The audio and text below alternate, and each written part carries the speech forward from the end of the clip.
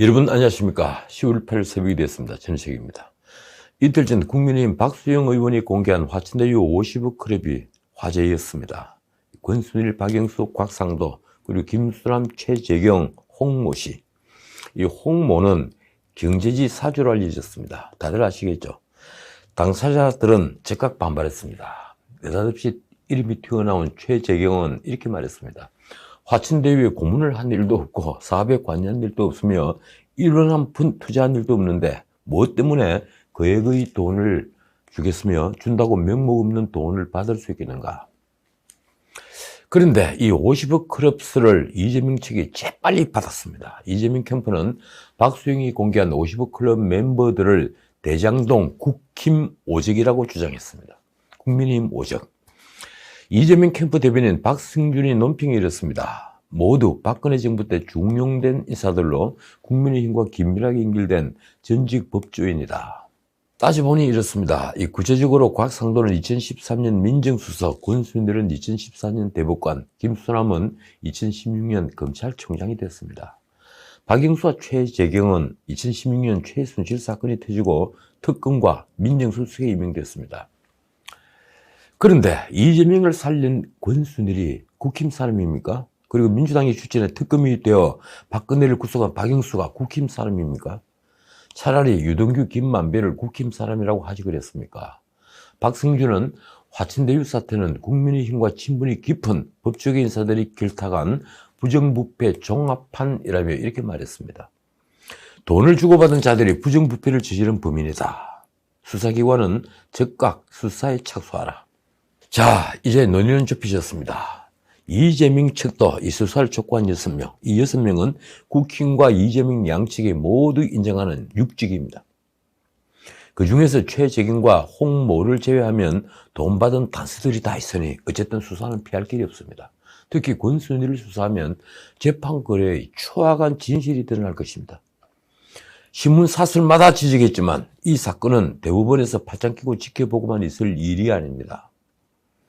대법원의 명예와 모든 재판 최중심의 권위가 걸린 문제이니 이 나라의 명예와 민주주의의 가치가 걸린 일입니다. 어떻게 보면 조 단위로 해먹은 대장동 게이트보다 훨씬 더 중대한 일입니다. 그런데 왜 대법원장 김명수는 이런 방구 말이 없습니까? 당장 이재명 파기환송 판결이 효력이 문제될 사건인데 왜 말이 없는가요?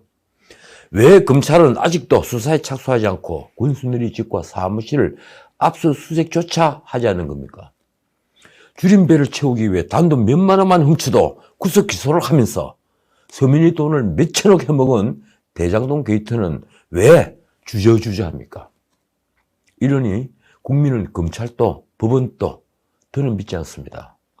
권순일이 작태가 드러나면서 이제 이 나라 민주주의의 마지막 보루였던 법원의 권위는 시궁창에 처박혔습니다. 더 내려갈 바닥은 없습니다. 이런 판에 누가 대통령이 된들 영이 서겠습니까? 국민의 냉소는 짙어갑니다. 그렇다면 대장동 게이트의 본질은 무엇일까요? 이 대장동 게이트는 단순히 시행사업에서 떼돈을 번 게 눈꼴 사나워 건 시비가 아닙니다. 시행사업을 벌이면서 권력을 업어 인허가 등의 특혜를 누린 걸 꾸짖는 것도 아닙니다. 본질은 권력이 꾼들을 하수인 삼아 서민의 몫을 가로챈 것입니다. 부패한 권력이 게이트의 몸통, 바로 주체입니다. 첫째, 권력과 꾼은 공모하여 이 개발 사업을 공영과 민영 사업이 결합한 것으로 위장했습니다. 이렇습니다. 단순히 민영으로 하면 터널을 뚫고 공원을 만들어 기부 체납을 해야 할 비용이 공영이 끼어든 결과 공영 환수로 포장이 되었습니다. 당군 이래의 최대 공영 환수라면서 말입니다. 코미디도 이런 코미디가 없습니다. 그 결합 개발을 정당화하려고 유동규는 한국경제조사연구원이라는 이상한 곳에 용역까지 줘서 불과 22일 만에 그 결과를 받아내 구색을 갖췄습니다. 2014년 12월 말까지만 해도 대장동 개발사업 재원을 국고지원 등으로 마련하는 방안을 일환으로 검토한 것을, 그러니까 임대주택 위주의 공영개발 계획을 민간합작의 특수목적법인 SPC를 설립해서 추진하는 방식으로 바꾼 것입니다. 그리고 그 용역 결과가 나온 지 11일 만에 이재명은 SPC 설립 승인 검토 보고서에 자필로 결재를 했습니다. 성남의 뜰은 그렇게 해서 만들어졌습니다. 사악한 대장동 게이트가 시작이 된 겁니다. 문제는 그러고도 또 있습니다. 이재명이 이때 결재한 문건에는 민간 수익을 지나치게 우선시하지 않도록 하라고 되어 있었는데 불과 석 달 만에 초과이익 환수 조항이 삭제된 사업협약서가 만들어진 것입니다. 이 설계를 이재명은 과연 몰랐을까요? 검찰은 당시 유동규 기획본부장의 별동대 역할을 한 대장동 전략사업팀이 평당 택지 분양가 1,400만 원 이상일 때 민간 사업자 초과 이익을 환수할 수 있는 조항을 삭제한 혐의를 포착했습니다. 원래는 환수하도록 되어 있는 것을 없앴다는 거죠. 검찰은 이를 확인하기 위해 이승문 전 화천대유 대표와 김문기 성남도시개발공사 개발사업 1차장을 소환 조사했습니다. 김문기는 유동규의 최측근으로 성남의 뜰을 사업자로 선정할 당시에 1, 2차 평가에 모두 참여했습니다. 당시 심사에는 총 7시간밖에 걸리지 않았습니다. 사전에 내부에서 선정자를 정해두었다는 방증입니다. 이 김문기 뒤에 유동규, 그리고 유동규 뒤에는 누가 있을까요?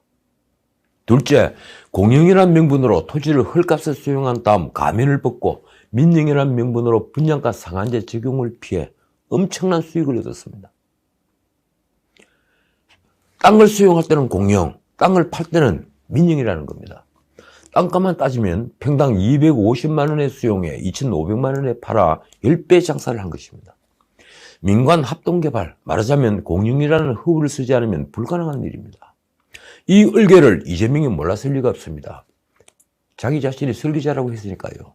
이 얼개는 전체 사업의 승패를 좌우하는 기본 중의 기본이기 때문입니다. 셋째, 권력은 철저히 자신을 숨긴 몰입의 몸통이었습니다. 이 몰입애들이 뒷배가 아니라 권력이 곧 몰입애인 것입니다.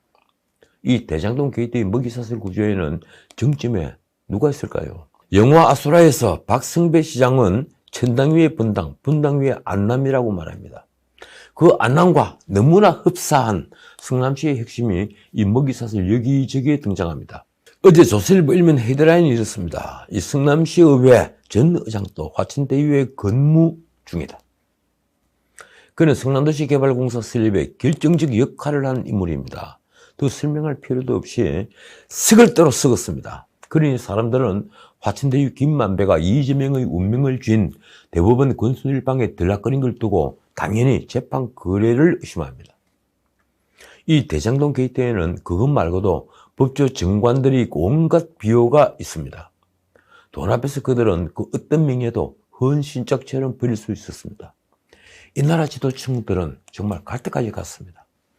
이제 그들이 추악한 가면을 벗겨 그들이 죄악을 낱낱이 응징하지 않으면 안 될 지경에 이르렀습니다. 그런 의미에서 대장동 게이트를 공권력에 의한 국민재산 약탈이라고 한 윤석열이 내린 정의는 정확했습니다. 그런데 검찰이 이 게이트를 파헤칠 수 있을까요?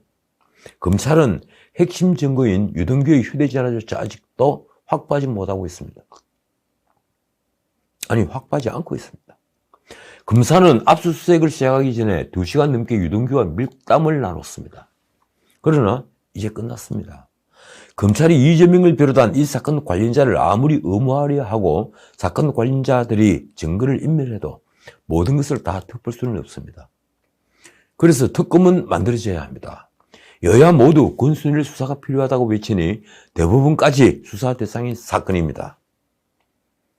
그런데다 대중이 검찰을 불신하는데 특검을 하지 않을 명분은 없습니다. 그 특검이 수사할 내용은 크게는 3가지입니다. 제가 지난 방송에도 말씀드렸죠. 첫째는 재판거래 의혹입니다. 김만배는 왜 권순일 대법관 방에 들락거렸나? 둘째는 유동규, 이재명의 배임 혐의입니다. 우선주 50% 더하기 한 주를 가진 성남도시개발이 받는 수익금을 1,822억 원으로 제한하기까지 하면서 왜 민간업자들이 노다지를 캐도록 만들었나? 과연 이재명은 어디까지 알고 어디까지 지시했을까요? 셋째는 이 나라 지도층의 부패입니다. 이 거대한 먹이 사슬에 끼어든 법조 정관들의 역할은 무엇인가? 아무 역할 없이 50억씩 줄 리가 없습니다. 1,500만 원씩 월급을 줄 리가 없습니다. 이 먹이 사슬에는 법조 정관들 외에도 수많은 파리떼가 달라붙었습니다. 국민의힘 박수영이 6일 정무위에서 50억 클럽 명단을 폭로하면서 한 말입니다. 성남시 의회 의장과 시의원에게도 로비 자금이 뿌려졌다는 내용이 나온다. 정영학이 검찰에 제출한 증거에 이런 내용이 들어있다는 겁니다. 이분들 중에는 이미 받은 사람도 있고 약속에서나 게이트가 터져 못 받은 사람도 있고 차용증을 급하게 써서 위장했다가 돌려줬다는 것도 있고 빨리 달라고 재촉하는 추가 제보도 있다. 참 기가 막힙니다. 그런데 제가 전에도 말씀드렸지만 확실히 단위가 바뀌었습니다. 이제 몇천만 원은 뇌물책에 못 들게 되었습니다. 이틀 전 동아일보 일면 단독 기사입니다. 이 정재창, 유동규의 3억 뇌물 폭로 협박, 남욱, 정영학, 김만배 언론에 120억 줬다.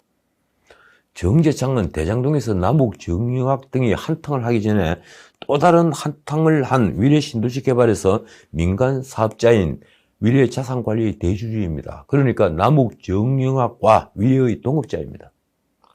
정재창은 정영학과 함께 2009년 대장동 한탕을 하기 위해 판교 AMC라는 회사를 만듭니다. 그러나 2014년 이후 김만배가 주도권을 가지면서 대장동에서 손을 떼야 했습니다. 그런데 그는 작년 중반 남욱과 그쳐 MBC 기자 이 정모가 소유한 천화동인 4호 지분 20.32%를 40억에 샀습니다. 그리고 남욱 등이 대장동에서 크게 한탕하자 정영학을 찾아가서 2013년 동업 당시에 유동규에게 뇌물 3억을 걷는 사실을 폭로하겠다고 협박하면서 150억을 요구했습니다. 정재창은 당시 돈과 함께 돈을 주는 장면도 찍어놓았다고 합니다. 남욱 정영학은 김만배와 의논해서 120억을 주었는데 김만배는 이 돈의 분담을 거절했습니다. 그래 30억 더 내는 것을 거절했다는 겁니다. 말하자면 정재창은 자기를 깨워주지 않고 나머지 일당들이 김만배와 크게 한탕하자 돈을 내놓으라고 협박을 한 것이죠. 더 놀라운 것은 정재창이 나머지 30억을 달라며 정영학의 천화동인 5호를 피고로 해서 약정금 지급 청구 소송을 냈다는 것입니다. 뛰는 놈 위에 나은 놈이 있다고 해야 합니까? 그러니까 정영학이 김만배, 유동규 등과 대화를 녹취하게 된 것도 이런 돈의 배분을 두고 벌어진 갈등 때문이었습니다. 정재창이 요구한 150억 원을 놓고 다퉜던 정영학 등은 유동규에게 약속한 대장동 개발 이익 25%, 700억 원과 그리고 정관들에게 깔아주는 각종 비용의 부담을 놓고 싸웠던 겁니다. 어쨌든 검찰은 정재창이 찍어둔 돈다발 사진 덕분에 유동규의 구속영장 범죄 사실에 정재창으로부터 받은 3억 뇌물도 추가할 수가 있었습니다. 그 정재창은 지금 연락 두절 상태입니다. 언론 보도를 보면 휴대전화도 꺼져 있고 주변인과도 연락이 닿지 않습니다. 검찰이 소환하려고 연락을 취해봤지만 연락이 닿지 않습니다. 검찰은 조만간 신병 확보에 나설 것이라고 합니다. 이제 야당이 이 대장동 게이트를 보는 시각도 달라졌습니다. 투쟁 방법이 바뀌고 있는 겁니다. 대선 주자들은 6일 국회에 모여 이재명 게이트 특검 촉구 공동 기자회견을 열었습니다. 윤석열부터 이재명을 직접 겨냥했습니다. 대장동 의혹 사건이라고 하는데 이건 의혹이 아니고 공동주범인 이재명, 유동규가 확인된 배임 범죄다. 그는 공동주범이라는 묘한 표현까지 썼습니다. 주범이 둘이라는 뜻이겠죠. 그는 시간이 지났는데 이따위로 수사하느냐며 검찰에 이렇게 경고했습니다. 증거인멸과 짜 맞출 시간 다 주면서 수사하는 게 재량이라 착각하는데 잘못하면 여러분도 다 형사 책임을 져야 한다. 유승민은 한 발 더 나갔습니다. 이 사건에서 이재명을 후보에서 사퇴시키고 비리 불법을 밝혀 감옥에 넣는 게 1차 목표다. 원희룡도 가세했습니다. 대선 전에 반드시 밝혀 이재명이 갈 곳이 청와대가 아니라 감옥이라는 것을 온 국민 앞에 확신할 수 있게 명명백백히 밝히겠다. 이준석은 대장동 설계자를 자처했던 이재명에 대한 수사는 전혀 진행되지 않고 있다고 지적했습니다. 그는 특검 도입을 주장하면서 1인 도보 시위에 나서는데 글쎄요, 이런 1인 시위에 권력이 신경이나 쓰겠습니까? 이재명 캠프는 총력 방어에 나섰습니다. 선대위원장 우원식은 기자회견을 열고 민간에 과도한 특혜를 제공한 주범은 국민의힘과 관련자들이라고 했습니다. 이 말을 곧이곧대로 믿을 사람이 얼마나 되겠습니까? 우원식은 유동규가 구속된 것을 두고는 이재명과 연결 짓는 것은 국민들에게 무리하게 보여질 것이라고도 했습니다. 캠프 대장동 태스크포스 단장 김병욱은 기자회견을 열어 국민의힘을 물고 들어갔습니다. 설령 제보가 맞더라도 현재까지 돈을 받은 것은 곽상도 아들을 비롯해 다 국민의힘 쪽이다. 민주당 지도부는 대장동 게이트를 부산 LCT 특혜 분양 의혹과 비교하기 바쁩니다. 송영길이 최고위원 회의에서 한 말이 이렇습니다. 성남시는 5,503억 원을 환수했는데 국민의힘과 박근혜 정권이 방해가 없었더라면 더 효율적으로 됐을 것이다. 진상이 어느 정도 드러난 아직도 이 5,503억을 공영 환수라 하면 그걸 믿는 국민이 얼마나 되겠습니까? 이재명은 더 다급해졌습니다. 그는 6일 오후 열린민주당의 유튜브 방송에서 대장동 게이트를 황당무계한 일이라며 비리 설계자는 이재명이라는 야권의 주장에 대해 공공개발력 환수를 설계한 것이라는 늘 하는 변명을 말했습니다. 설계의 핵심은 비율이 아닌 고정액으로 한 것과 이른바 먹튀 방지 조항을 만든 것이다. 글쎄요, 이 말은 제가 보기엔 검찰과 법원에서 해야 할 변소로 보입니다. 그가 화천대유와 천화동인이 캔 노다지에 대해서 한 변명을 내렸습니다. 2018년부터 집값이 폭등했지 않나. 저는 도둑들로부터 빼앗아오는 설계를 한 것이다. 그는 이 나머지를 먹는 도둑 내부의 분배 설계는 자기들이 한 것이라고 설명했습니다. 정말 그렇습니까? 이재명이 내린 결론이 아주 재미있습니다. 저는 5,500억 원을 뜯었다. 저는 뱀이 아니라 갈취다. 그러니까 폭리를 취하는 민간업자들을 갈취한 것이라는 겁니다. 그런데 이재명은 한편으로 검찰 수사 방향에 대한 우려를 나타냈습니다. 부패 사건 수사는 돈 종착지를 먼저 뒤져서 잡는 건데 돈이 왜 생겼느냐를 먼저 본다는 것입니다.